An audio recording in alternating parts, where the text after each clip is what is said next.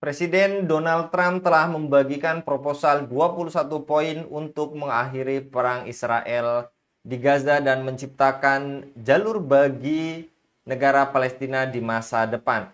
Rencana tersebut juga mencakup proposal pembebasan segera para sandera, mendorong warga Palestina untuk tetap berada di jalur Gaza dan memberikan amnesti kepada anggota Hamas. Dokumen tersebut juga dibagikan oleh Amerika kepada beberapa negara Arab dan Muslim pada pekan ini di sela-sela sidang Perserikatan Bangsa-Bangsa ke-80.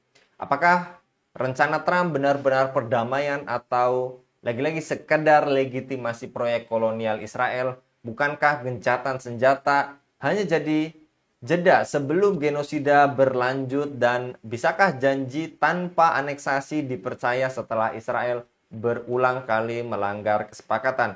Untuk membahasnya kami terhubung dengan Bung Hasbi Aswar dari Geopolitical Institute. Kita sapa terlebih dahulu. Assalamualaikum warahmatullahi wabarakatuh, Bung Hasbi. Assalamualaikum warahmatullahi wabarakatuh. Lagi-lagi Anggi. Bung Hasbi, sebelum ini Anda pun telah menyinggung pertemuan kita sebelumnya, diskusi kita terkait Tony Blair yang dilibatkan, dan Anda juga menyinggung terkait 21 poin. Dan menurut Anda, apakah lagi-lagi 21 poin rencana Trump ini benar-benar ditujukan untuk perdamaian atau justru sekedar taktik mengamankan kepentingan Israel sambil meminggirkan Hamas dan perlawanan Palestina, Bung? Ya, Bung Anggi, kita harus melihat ya peta peta konflik atau peta perang yang ada di Palestina sekarang. Ini kan antara pejuang Palestina yang berjuang sendirian, yang hanya didukung oleh masyarakat global, publik global, yang tak bersenjata, yang sekarang sedang berlayar menuju Gaza, kemudian sekarang lagi diintercept ya, lagi diganggu, bahkan sudah ditahan gitu. Ini melawan koalisi Israel bersama dengan Amerika Serikat, Inggris, Prancis, Jerman, Italia, dan kawan-kawan mereka, yang negara-negara itu mensupport Israel dengan segala macam support dukungan, baik secara ekonomi maupun militer, dukungan politik, dukungan narasi terhadap Israel. Itu konteksnya, Bung Anggi. Jadi kita harus memahami itu dulu. Untuk menjawab ini sebenarnya akan kemana arah dari usulan 21 poin Trump terhadap Gaza. Jadi yang terlibat di sana adalah pejuang Palestina melawan Israel yang di-backup oleh Amerika Serikat dan Inggris. Jadi pelaku genosida yang ada di Palestina bukan hanya Israel, tapi juga ada Amerika, ada Inggris, ada Prancis, ada Jerman, ada Italia. Nah, usulan 21 poin dari Trump ini kan kalau ini kan adalah usulan di pihak yang pro Israel, Bung Anggi. Sehingga bisa kita pahami bahwa karena ini adalah perangnya Israel bersama Amerika Serikat, sehingga pastilah kepentingan besar yang ada di balik itu semua adalah kepentingan Israel bersama Amerika Serikat. Maka wajar ketika kita lihat poin-poinnya, Bung Anggi kan. Salah satu poinnya adalah eh, apa namanya Hamas eh, menyerahkan senjata dan tidak lagi berkuasa di Gaza. Kemudian semua tahanan itu dikembalikan. Kemudian Gaza diambil alih oleh apa namanya oleh administrator sementara gitu. Dan seterusnya dan seterusnya. Ini kan sebenarnya perspektifnya siapa yang dipakai? Perspektifnya Israel, Amerika Serikat dan kawan-kawannya yang 2 tahun ini melakukan pembantaian terhadap Gaza. Jadi jangan berharap Amerika Serikat itu akan membuat usulan yang menguntungkan Palestina. Itu pasti hakul yakin hanya akan menguntungkan kepentingan Amerika Serikat, hanya untuk menguntungkan Israel. Sayangnya Bung Anggi, ini didukung oleh negara-negara Arab. Bahkan termasuk Prabowo Subianto juga mendukung itu. Gitu loh. Nah ini yang sangat disayangkan. Pertanyaannya kalau begitu, kalau didukung oleh negara Arab, termasuk Indonesia, Indonesia itu di dua pihak yang berperang, itu berada di pihak mana sih sebenarnya? Apakah berada di pihak Gaza atau berada di pihak Israel? Nah, saya kira para pemirsa sekalian bisa menilai. Karena selama ini negara-negara yang katanya mendukung Palestina, mengecam Israel, ternyata selalu mensupport apa yang Amerika usulkan. Amerika di pihak siapa? Amerika di pihak Israel. Jangan-jangan negara-negara yang selama ini katanya mendukung Palestina itu sebenarnya hanya mendukung secara lisan, tapi secara real, secara action ternyata ternyata berada di pihak Amerika Serikat yang selama ini berada di pihak pelaku genosida terhadap warga Palestina. Kalau begitu artinya apa? Yang melakukan genosida bukan hanya Amerika Serikat dan Israel kalau begitu, tapi semua negara-negara yang mendukung genosida Israel dan Palestina. Silakan list namanya, ya. Negara-negara Muslim, masuk Indonesia ada di sana, termasuk Arab Saudi, termasuk Qatar, Uni Emirat Arab, Yordan, Mesir, Turki dan kawan-kawan mereka. Itu Bung Andi. Lantas, bagaimana menjelaskan kelicikan ini di balik gencatan senjata yang katanya sementara, yang sering juga hanya memberikan jeda sebelum Israel melanjutkan serangan brutalnya, Bung? Ya, selama ini tuh gini, Bung Anggi ya. Selama ini tuh masalah Palestina.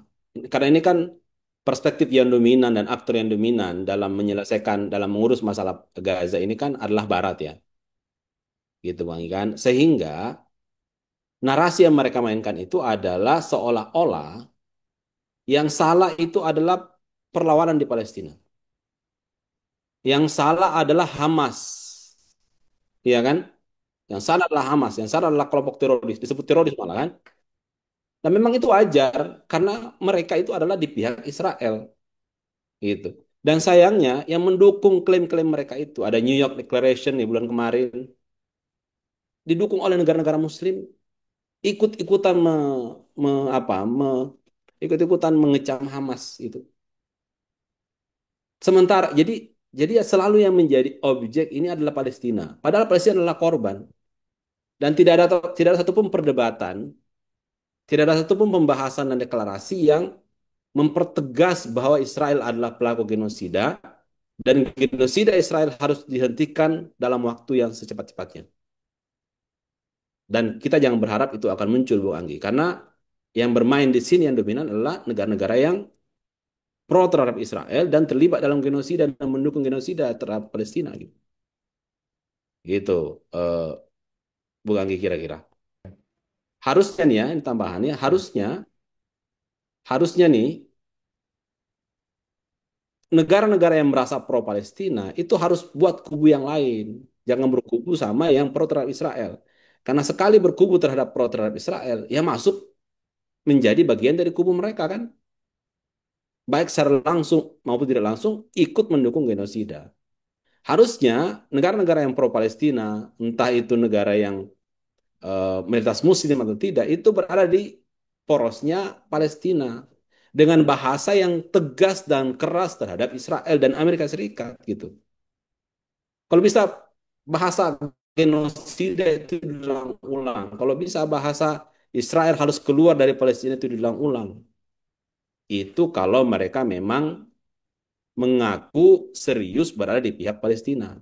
Selama ini kan tidak begitu. Selama ini secara lisan di pihak Palestina, secara tindakan berada di pihak Amerika dan negara-negara yang pro Israel. Gitu. Jadi nggak ada solusi. Ini cuma bualan saja menurut saya ya. Gitu.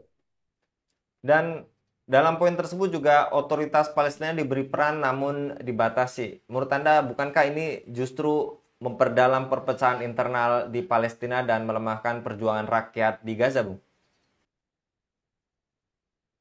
Selama ini otoritas Palestina itu tidak ada, Bung Anggi. Itu cuma di atas kertas saja. Ya. Para pejabat Palestina yang ada di tepi barat, otoritas Palestina itu kan sebenarnya tepi barat kan, jadi patah gitu. Mahmud Abbas. Selama ini otoritas tepi barat pun mereka tidak punya apa-apa, Bung Anggi. Rakyat mereka ditangkapi seenaknya apa yang bisa dilakukan oleh otoritas Palestina? Kan nggak ada. Pembangunan-pembangunan pemukiman yang terus-menerus dibangun. Bahkan sampai sekarang 700.000 apa pemukim ilegal di tepi barat itu. Ya, itu otoritas Palestina tidak bisa ngapa-ngapain. Bahkan ada banyak checkpoint ya atau apa namanya tempat apa pengecekan-pengecekan ketika warga itu melintasi wilayah dan sebagainya. atau wilayah Israel yang terus meluas, pemukiman yang terus meluas secara ilegal, otoritas Palestina tidak bisa ngapa-ngapain, Bung Anggi, gitu. Ya, Dr. Zuhair ya, kalau tidak salah itu Dubes Palestina untuk Indonesia cerita sendiri. Kalau otoritas Palestina di tepi barat itu nggak punya tentara katanya. Mereka mereka cuma punya keamanan sipil, ya polisi lah, setingkat polisi saja. Mereka mereka juga dibunuhi, dibantai oleh Israel. Jadi sejak dulu otoritas Palestina itu nggak ada sama sekali. Itu cuma di atas kertas. Jadi kalau ada bahasa-bahasa otoritas Palestina diberikan apa otoritas yang sedikit, selama ini nggak punya otoritas, Bung. Itu cuma di atas kertas saja. Gitu. Kalau warganya dibantai, ditembaki, kalau Masjidil Aqsa itu dibatasi, nggak bisa melakukan apa-apa karena mereka nggak punya kekuatan sama sekali. Di sisi yang lain, nah yang bikin rakyat marah itu karena mereka sudah mengakui Israel kan sejak perjanjian Oslo itu kan, saling mengakui satu sama lain. Makanya rakyat Gaza melihat otoritas Palestina itu otoritas yang korup dan pro Israel dan pro Barat itu. Jadi itu menurut saya tidak memiliki dampak sama sekali. Itu hanya akan memperdalam kebencian rakyat Gaza, rakyat Palestina terhadap otoritas Palestina. Gitu bang. Itu cuma bahasa ini aja ya. Ya, ini strategi liciknya negara-negara Barat termasuk Amerika Serikat. Biar mereka itu terlihat peduli terhadap Palestina, dimasukkanlah istilah-istilah otoritas Palestina yang sebenarnya mereka yang sangat bernafsu untuk berkuasa. Gitu. Dan apakah janji tidak ada aneksasi dari Trump dapat dipercaya, Bung? Karena lagi-lagi apakah ini juga bukti bahwa Amerika melalui 21 poinnya ini mengelola situasi regional melalui alat-alatnya khususnya juga para penguasa Arab, Bung? Ya, apa yang dimaksud dengan aneksasi, Bung Anggi? Ya kan? Ya mungkin bisa jadi Israel mundur dari tanah Gaza. Tapi tentara-tentara yang ada di sana, mungkin tentara Amerika Serikat kan? Gitu. Mengatasnamakan apa? Mengatasnamakan tentara perdamaian PBB. Bisa jadi. Atau bisa jadi tentara Israel tidak ini tetap memantau secara penuh wilayah Gaza. Jadi nggak ada itu menurut saya istilah apa itu cuma bohong-bohongnya mereka saja. Karena bagaimanapun juga kalau misalnya nih Hamas didemilitarisasi tidak harus meletakkan senjata, otomatis Gaza kan tetap butuh pengamanan. Pengamanan dari mana? Otoritas Palestina tidak punya senjata, tidak punya tentara. Terus dari mana? Ya paling internasional. Internasional itu siapa? Ya paling Amerika, Inggris kan. Pendudukan kan sama. Walaupun dengan mengatasnamakan misi keamanan, tapi pendudukan nggak ada bedanya dengan apa yang ada di Irak dan Afghanistan. Itu akan terjadi, Bung Anggi. Dan tidak mungkin tentara-tentara negara Muslim yang datang. Karena mereka khawatir kalau tentara-tentara negara Muslim yang datang, mereka malah akan menyokong para mujahid kan. Atau bisa jadi ikutan perang bersama para mujahid. Dan mereka nggak mau itu. Mereka tuh hanya percaya sesama mereka sendiri. Nah itulah kelebihan orang kafir itu. Yang membuat kita kalah. Mereka tuh saling percaya satu sama lain, saling mensupport satu sama lain, saling mendukung satu sama lain. Jadi logikanya begitu Bang, nggak mungkin mereka melibatkan negara-negara oki, tentara-tentara negara oki gitu. Untuk misalnya nih ketika Gaza ternyata memang akhirnya harus ditaklukkan oleh mereka, nggak akan mungkin tentara-tentara negara Muslim datang. Mungkin ada ya, tapi cuma simbolis aja. Mayoritas itu adalah dari tentara-tentara negara-negara yang pro terhadap Israel. Jadi itu adalah pendudukan sejelas-jelasnya. Ya kan? Jadi apa ya? Ketika Trump itu sekali lagi, itu poin-poin 21 poin Trump itu kan sebenarnya adalah pengambil alihan itu bagian dari etnik cleansing atau genosida, bagian dari proses genosida. Seenaknya kan ngatur-ngatur negara orang kan, Bung Anggi ya. Trump itu kan seenaknya mengatur negara orang, padahal itu negara orang. Terus seolah-olah kayak tanah kosong, kemudian seenaknya saja ngurus ini akan ada administrasi ya pemerintahan baru Pragaza yang mimpin Tony Blair. Terus warga Gaza di mana posisinya? Warga Palestina di mana posisinya? Ya itu kan apa kalau bukan penjajahan juga namanya kan? Sok-sok mengklaim wilayah orang, mengambil wilayah orang. Mau nggak kita di Indonesia diperlakukan seperti itu? Misalnya nih Indonesia, misalnya di Papua nih ada perang besar terjadi di Papua antara pemerintah dan GAM. Tiba-tiba pihak asing membuat atau Amerika membuat keputusan bahwa Amerika Serikat akan mengirimkan Obama sebagai pemerintahan sementara di Papua. Ya pasti orang Indonesia tersinggung kan? Ngapain orang-orang luar datang tiba-tiba? Padahal kita ini orang Gaza, kita orang Palestina. Kita bisa ngatur negara kita sendiri. Ngapain orang-orang asing datang? Ini kan menurut saya hal yang sangat memalukan. Mempermalukan warga Palestina dan mempermalukan OKI sebagai organisasi yang mewakili dunia Islam. OKI mana coba? Nggak ada. Kenapa? Karena seperti yang saya bilang tadi, mereka itu tidak berada di sisi Palestina secara real. Mereka itu berada di sisi Amerika Serikat secara real. Jadi kalau kita buat peta, Bung Anggi ya, peta bulat di satu sisi Palestina dan kemudian pejuang Palestina yang berjuang melawan Israel, di belakangnya itu siapa? Rakyat sipil global, termasuk Global Sumut Flotilla yang sekarang lagi tahan itu, baik dari negara Muslim atau bukan. Di sisi yang lain, ini ada Amerika yang mendukung Israel. Di belakang siapa? Di belakangnya Amerika siapa? Ya negara-negara yang mendukung solusi dua negara, negara-negara yang selalu membebek ke Amerika Serikat untuk solusi Gaza. Jadi mereka adalah pelaku-pelaku genosida baik langsung maupun tidak langsung.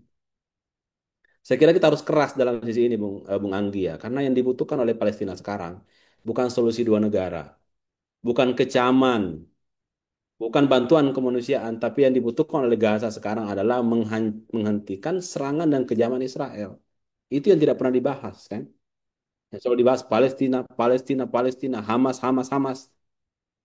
Kapan Israel dibahas? Kapan penghentian dibahas? Kapan Israel dipaksa untuk berhenti? Gimana mau ngomongin solusi dua negara? Kalau orang lagi dibantai, gitu. Kalau orang lagi dibantai, solusinya adalah menghentikan sama membantai. Kalau tidak mau berhenti, ya diintervensi secara militer, gitu. Itu kan sudah ada dalam undang-undang internasional, gitu. Dan sudah sering dilakukan oleh Amerika Serikat. Amerika menyerang Irak katanya karena Saddam Hussein pernah membantai warga Kurdi.